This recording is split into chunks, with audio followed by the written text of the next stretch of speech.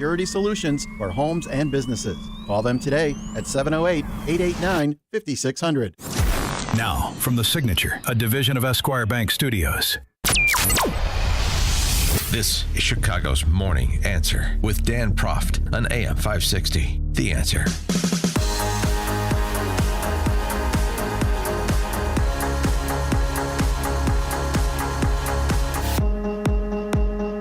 Top of the morning, Dan Proft here. Governor Jelly Belly, you recall, aghast at what our Hoosier friends to our east were doing to attract the Chicago Bears to Hammond.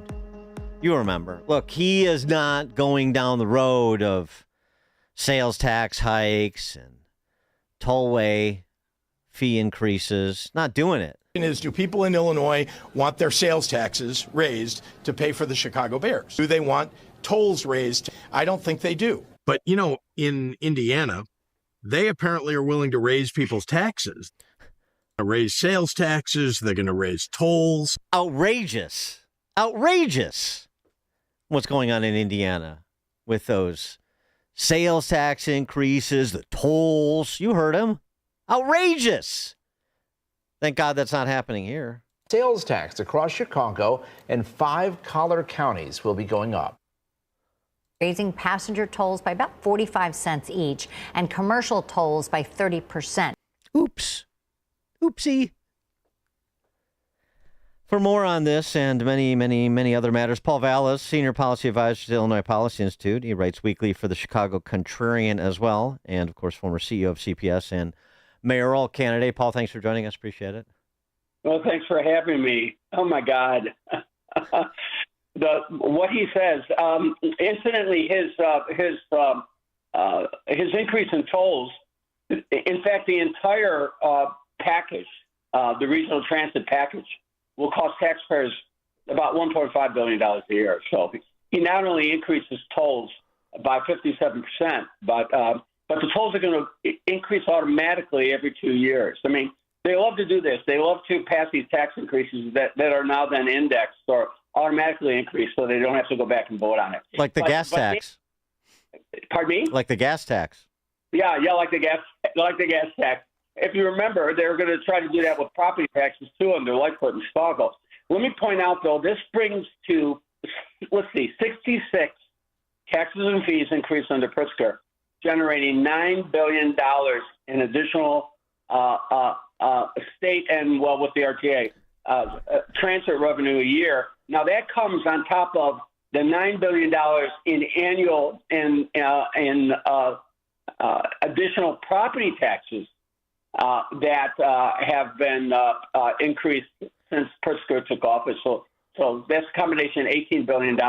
Ponder that. Well, I mean, think how bad it would be if Pritzker wasn't so anti-tax, Paul. That's right. Oh, my God. And you know, isn't it amazing the way they did that, like that gimmicky sales tax holiday for school supplies? Right. Yeah, well, because he's anti-tax. Yeah, except That's when right. he imposes them permanently. Yeah. No, and, you know, I will say, though, I appreciate the candor of House Speaker Welch. I mean, he doesn't need to, you know, indulge the beautiful line. He can just say it straight away because, you know, what's going to happen to him in West Central Cook County. We needed to do it to ensure we have support of the labor unions for the 26 election cycle. That's all. It's fine. Yeah, that's it. And if you remember, I'm old enough to remember when the tolls were supposed to be like temporary. They're supposed to ultimately expire. But, you know, I mean, when has a tax ever expired? You know, I'll tell you what expires, like the scholarship program for poor children, right? To send their kids to who want to send their kids to non-failing schools. I mean, those type of things expire. You know, and something that costs pennies. Well, we have because CPS schools are underfunded. That's right. Yeah. Oh, yeah. You know, Dan, do you realize that if they got the money that they're demanding or that they claim that they're entitled to under this so-called equity funding formula, which is nothing but something written by educators, lobbyists, and teacher unions to justify significant increases in funding for schools, primarily to keep schools that are losing enrollment and that are failing to provide them with funding increases. I mean, do you realize that I mean, it's a sham. It's all it's doing is taking more money and delivering an absolute worse product. Well, I'm a little worried that the plate spinning may be running into some trouble because one of the major industries in Illinois being gambling, the Bally's casinos in a bit of a trouble apparently. Little Billy Conway, he's an older human. He wants to be mayor or somebody important someday. He had this to say on TTW, Wilmette talking to Winnetka, about the Bally's casino construction. Alderman Conway, a group of your fellow aldermen, they sent a letter to Bally's accusing the company of using the video gambling approval as an excuse to slow construction as they look for other ways to finance the project, because it is an open secret that they've got some financial woes that they're considering. Do you think they're just trying to buy more time here? And, why would they want to invest in Chicago if they believe that the city council or members of the city council don't believe them, don't trust them, think they're lying? Well, I think that's a conversation need to be had. But as you said, it's no secret that they are having some significant financial difficulty in the sense that they're having problems with their development in Las Vegas. Their credit was recently downgraded. They've just issued a notice that they may not be able to complete as a going concern anymore. Their temporary casino's underperforming. So as a result of that, it's a conversation we can have. But this piling on Bally's as some sort of bad faith actor in this. I'm sorry, who selected Bally's? That's right. Listen, Bally's was a bad, and I did editorials on this, Scott, going back to when it was under consideration. I mean, that was a bad deal from the beginning, and more than a few people pointed it out. And Bally's has been struggling, and ownership they've been transferring ownership. It was always a terrible project. Of course, they sold it with this idea that once again, like they sold the lottery, claiming that it was going to solve the school funding problems. They kind of sold Bally's by claiming it was going to fund the firefighters' pension. It was going to solve the firefighter pension problems, of course, which it isn't. The firefighters' pension is funded at, I think, about 20%. Mm-hmm. So at the end of the day, it's just small. It's more nonsense. So I believe Bally's is trying to buy more time, absolutely. But Bally's was always a very bad deal. Terrible location, too. Maybe if the casino doesn't work out, we could put like a big cannabis superplex there. Yeah. Right. Well, look, I mean, Johnson's got an answer to all that. I mean, he wants to tax businesses for the number of employees they have, and of course, that initiative masquerades as his so-called wealth tax, or his tax on corporate interests, or his tax on the billionaires. It's all bullshit. I mean, ultimately, working families, middle-income families pay the most. But let me point out that look, and I wrote a piece in the Contrarian a couple weeks ago. I mean, do you realize that Pritzker not only had the most draconian COVID shutdown in the country, and let me point out that during the campaign, when I had my one meeting with Pritzker, you'll appreciate this, Dan, we spent an hour talking not about issues when I was running for mayor, but talking about comments that I'd made when I co-hosted a couple days with Amy about my criticism of his COVID mitigation. I mean, he literally had a long tablet because apparently he hires someone to monitor what is said on your show. So it was the most fascinating thing. For a guy with $6 billion, I mean, that's what he did. I mean, talking about paranoia. But the point is, look, he not only imposed the most draconian COVID shutdown in the country, for which Illinois has received an F grade by these national research institutions that have looked at state COVID responses. But during that period and immediately after, during the recovery, he continued to raise taxes. 39 states lowered taxes, all the surrounding states lowered taxes, but yet he continued to raise taxes. So that's why Illinois ranks first in taxes and fees and fines, and that includes local property taxes being paid. It last or near last in practically every single economic indicator, including the percentages of private sector job increases. since COVID, which has literally been almost non-existent. So it's just a disaster. But hey, listen, I think it gets into the qualifications to run for president. Well, sure. Speaking of elections, the mayor's race, do you expect Brandon Johnson to make the race, or is he going to get switched out for somebody that is more viable? Maybe Stacey Davis Gates herself. Yeah, well, there were rumors out there that they were trying to convince Bally or Ramirez to run. I saw that. The typical far left trying to searching for a worse candidate than Johnson. There are going to be five black candidates in the race, including Willie Wilson running again. So that's a good question. I think his ego will compel him to run, and I think the lack of alternatives may force Stacey Davis Gates to give her blessing to him running again. I think he likes masking around, pretending that he's actually in charge of something and making decisions that are improving people's lives. I think he likes that. I think he likes walking around with that phalanx of that Praetorian guard of police officers that protect him. Mm-hmm. He's got his full-time police officers assigned to his detail, as the CPA has patrolling its numerous stations and platforms. So, I think he's run again. Are you anywhere on the mayor's race at this point? Oh no. Look, at some point, obviously working with the Urban Center, we will endorse a candidate, but our priorities right now are the school board elections.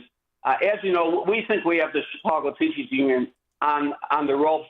They're desperate when they're suing the Illinois Policy Institute, claiming that they're defaming their character, quite simply because they've been demanding that they open their financial books and they release their audits, et cetera, et cetera. So at the end of the day, our goal is to dislodge the stranglehold that Chicago Teachers Union have over the schools, and that means electing school board members and a school board president who is not bought and sold by the Chicago Teachers Union. Yeah, I saw a piece at government-run media, WBEZ, about these candidates for school board president. But and that Hilario Dominguez, I guess, is CTU's candidate. But, oh my God, yeah. But is this just so much rearranging deck chairs on the Titanic when it comes to the school board? Well, I hope not, because you know me and you know the work of the Urban Center. We're calling for real reform. We're calling for giving local schools autonomy so that they're not subject to these rigorous collective bargaining mandates that strangle their ability to redesign their schools or to select their educational models that are in the best interest of kids. Radically decentralizing the district. Only about half the money reaches the local classroom. Expanding public school choice, supporting charter schools, which are discriminated against severely. And of course, we've been strongly supportive of the scholarship program, of the state opting into the scholarship program, the federal scholarship program, which would provide hundreds of millions of dollars, not only to poor private school families who want to send their kids who are seeking alternatives to public schools, but also public school families who want to hire a tutor for their child or want additional educational support. So, we have an agenda that's really designed to find another boat, and, so that we're not the Titanic sailing out on its maiden voyage. I know this defamation suit the CTU filed against Illinois Policy Institute, Liberty Justice Center is frivolous. One of the accusations of defamation in the piece was using a graphic entitled of a cookbook with Stacey Davis Gates and Jackson Potter, who's the white male version of Stacey Davis Gates, cookbooks, cooking the books about CTU not filing their audits in a timely fashion and so on and so forth. It's frivolous, but as somebody who was the subject to a frivolous defamation suit by Scott Drury for a decade that had no chance of success, it was completely meritless. This is a form of lawfare. This is just trying to bind these organizations up and make them spend money. That's what Pritzker does. That's what the left does. Exactly. And it's designed to, your reflex reaction when you learn that somebody is suing somebody for defamation of character, your initial reaction is probably to suspect that there's something there. So this is a version. Look, the CTU's popularity has, since they've been doing polling, has never been worse. It's in the 20s. I mean, the CTU couldn't even field candidates for 6 of the 20 school board seats. So they're very close. They're likely going to lose control of the school board. So at the end of the day, this is desperation. But I'll tell you something that's interesting, and you certainly understand this. They may have opened the can of worms because, great, let's get into discovery. Because if they're accusing IPI of defamation of character, and I'm surprised they didn't include me and the Urban Center and everybody else in that lawsuit, then, we're going to come back and we're going to say, well, look, I mean, the issues that we're raising are legitimate. Open the books. Let's look at the transcripts. Let's look at the receipts. Many members, the Laurel opposition within the Chicago Teachers Union have been arguing for years that they've been diverting funds, that they're hiding money that they've spent and that they can't explain. So at the end of the day, this could open a whole can of worms if they're aggressive. And they are also in litigation, as you know, with a faction within the teachers union who have been highly critical of the lack of accountability. And, they've lost a series of court cases. And there's probably there's another decision coming down that's going to force them to really open the books to forensic audits in great details, because they've been diverting, if not stealing money, and they're trying to hide it. Yeah. Can one's character be defamed if one has no character? Is a sort of philosophical question. Paul Vallas, Senior Policy Advisor at the Illinois Policy Institute, writes weekly for the Chicago Contrarian, former CEO of CPS and mayoral candidate, of course. Paul, thanks for joining us. Appreciate it. Thanks for having me. And Paul joined us on the alphawealthgroup.com answer line.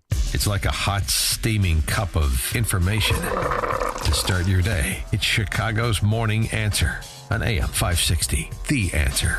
The following contains a celebrity impersonation. Mr.